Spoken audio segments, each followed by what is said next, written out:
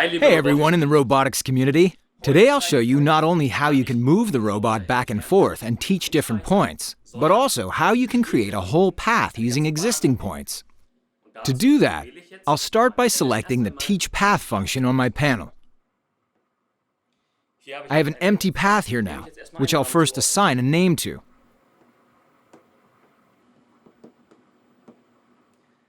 Now, from the existing point cloud, I'll copy the individual positions into my path.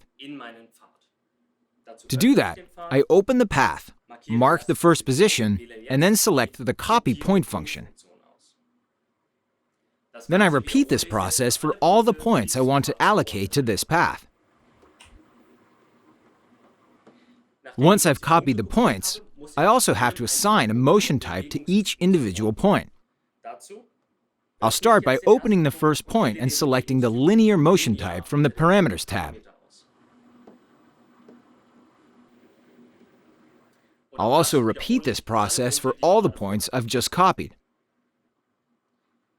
Now, of course, we want to see this in action. To do that, I select the Move Path function, open the path I've just created, and then simply press play.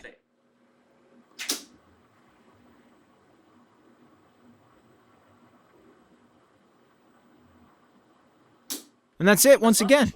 That's how easy it is to create an entire path using existing points.